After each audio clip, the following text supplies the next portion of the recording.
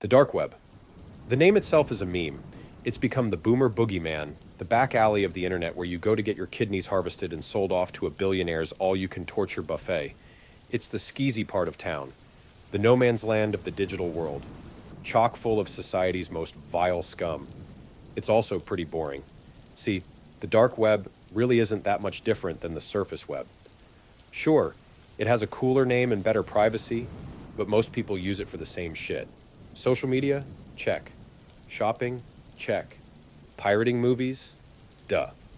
Did you know Facebook exists on the dark web? You do now. My parents are terrified of the dark web. They speak about it hushed breaths, sort of like Ron Weasley talks about Lord Voldemort.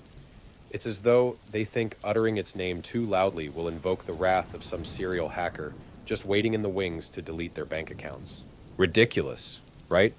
I told them they were paranoid. To prove them wrong, I even downloaded the Tor browser and uninstalled Chrome.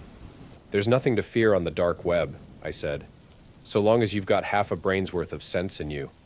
Now I wish I could take it all back. I stumbled across the website after a long night of drinking. I'd been out with Jared, my best friend since childhood, reminiscing about the good old days of driving Mrs. Crabtree up the wall. When I got home, I felt a bit nostalgic, so I went digging for old pictures on Facebook.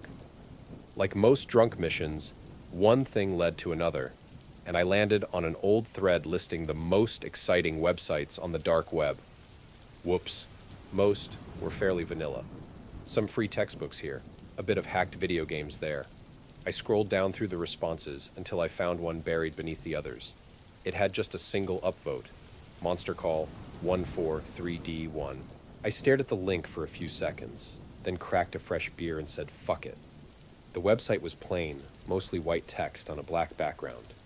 Across the top was a banner emblazoned with the words, "Call your monsters." I cracked a grin. It was kind of cute, in an edgelord, emo kid sort of way. After clicking through a few menu links, I landed on the Order a Monster page.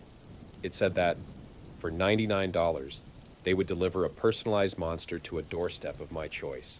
Free shipping, too. The flavor text read, "Perfect for getting even with terrible bosses, backstabbing friends, and childhood enemies." I laughed. The idea was absolute gold. They even had a monster call guarantee of same-day shipping. How they managed to pull that off, I had no idea. Maybe they had a network of paid actors, patiently waiting to dress up in Halloween costumes and say a few canned lines on somebody's doorstep. Or maybe it was like Build-A-Bear, where you got to design your own stuffed version of ghouls like Dracula and the Wolfman.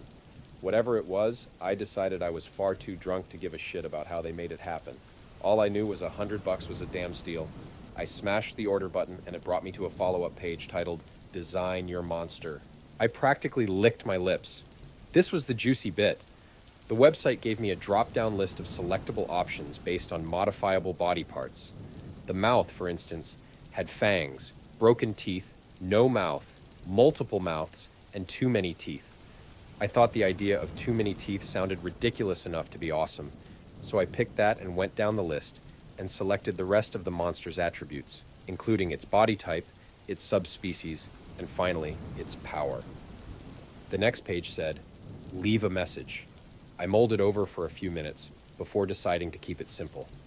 I typed "boo" into the text field. Once I was finished, I clicked complete, and it brought me to a new screen that made me jump. It was a webcam video of me staring shocked at my laptop. The stream was live. At the top of the page, a red text banner proclaimed, "Perform the blood sacrifice." I cocked an eyebrow. What? As if in answer to my confusion, a list of instructions faded into view on the bottom of the screen. Utter the name of your recipient. Pierce your skin, consume your blood. I burst out laughing. This was too wild. Not only were they going to deliver a monster to somebody's doorstep, but they were going to include a goofy ritual video too. All right, I decided. I'm game. I went downstairs and grabbed a knife from the kitchen drawer and headed back up to my room. Holding my hand up with a coy grin, I pricked my thumb with the tip of the blade. "Jared Mayhew," I announced dramatically. I stuffed my bleeding thumb into my mouth and sucked it clean. Then I held it up, drunk and proud, as evidence of my dark ritual complete. Seconds passed and nothing happened. Then, the screen went black and a new page appeared. Order complete. Delivery in progress. I sipped my beer, wondering how Jared would react to my spooky surprise landing on his doorstep tomorrow. I really hoped they included the blood sacrifice bit. Jared and his wife, Alyssa, both hated blood, so they'd never let me live it down. And that was exactly what I wanted. A couple of seconds later, a new screen popped up. Delivery complete. Stand by for results. Already? That didn't make any sense.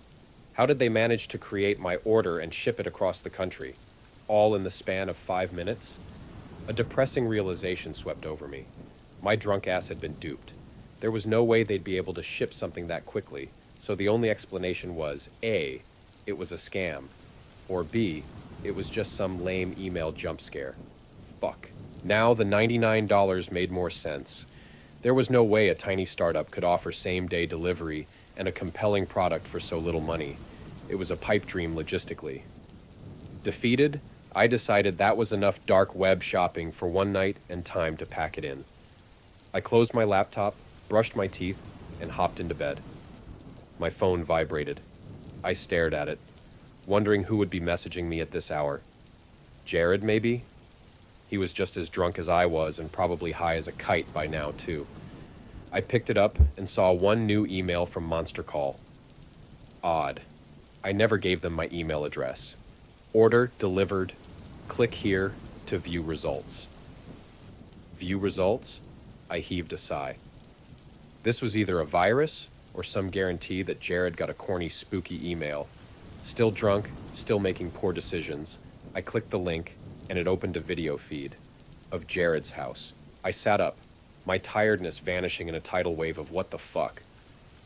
The video was dimly lit, and the way it bobbed up and down looked like it was being recorded off of somebody's cell phone.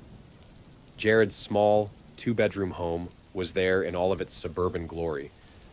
Something about the video felt off, though. Wrong. I told myself to relax.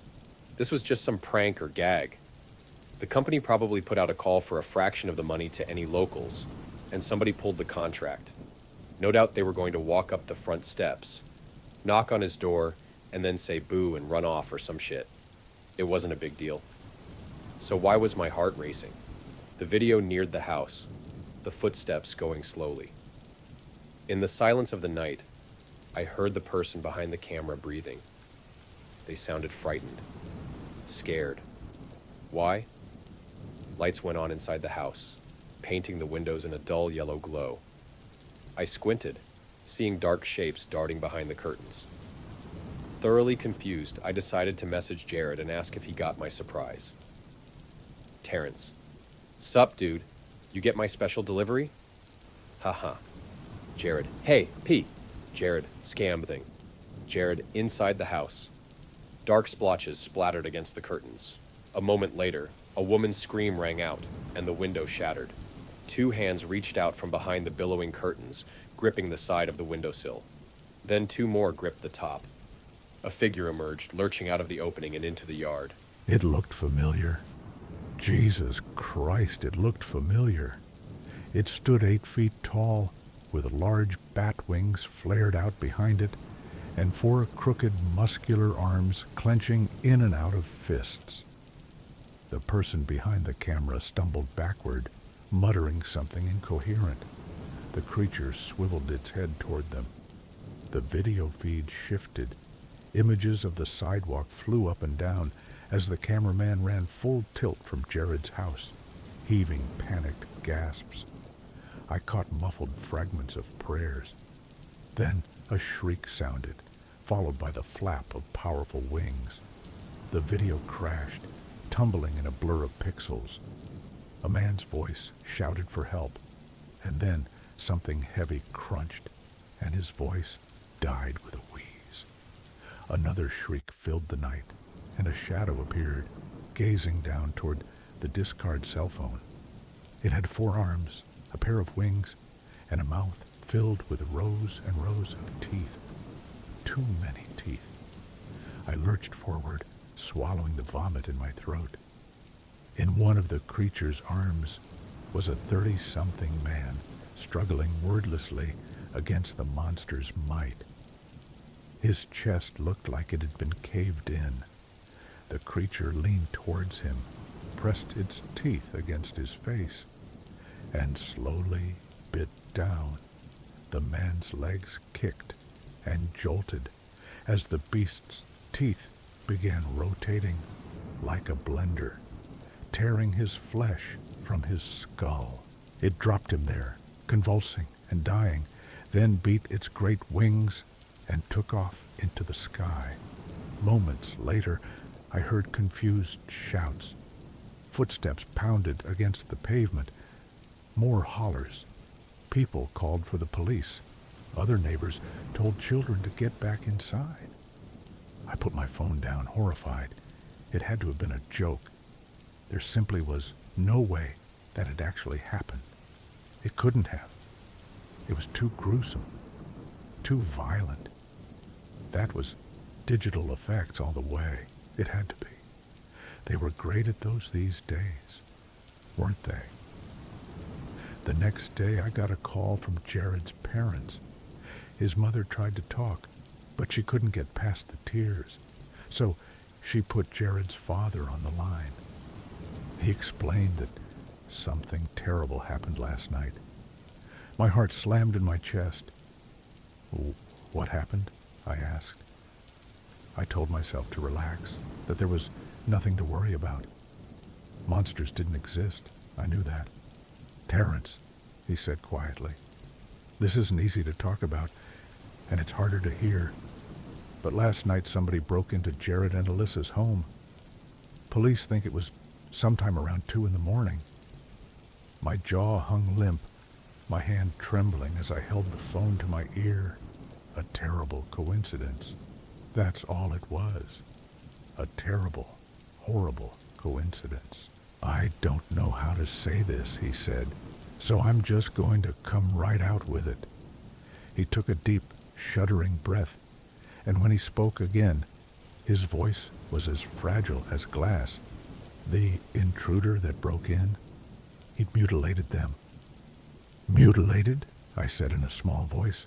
Oh my God, Jesus. Yes, I'm sorry to tell you all this, but you were his, well, you were best friend, and I think it's better that you hear this from me than the newspaper. He paused, as though summoning the courage to say the next words. According to the police, the psychopath that broke in gnawed their faces off. Vomit rose in my stomach. I forced it down. Oh, Christ, I'm sorry. I'm so sorry. I ran a hand through my hair, gripping it forcefully and pulling on it, praying the pain would wake me from this nightmare. Please, Roger, let me handle the funeral preparations. You and Charlene should take this time to grieve. That's the thing, Roger said, his voice tremoring with emotion. There won't be a funeral. What? They're still alive, Terrence. That son of a bitch left them, broken and bleeding, to live with the torture he'd inflicted on them. He choked back a sob before recomposing himself. So far, there's no trace of the bastard. The only lead the cops have is a crumpled note they found on the doorstep. He left a note. Yeah, but it was just one word, practically useless. I swallowed. What did it say? Boo,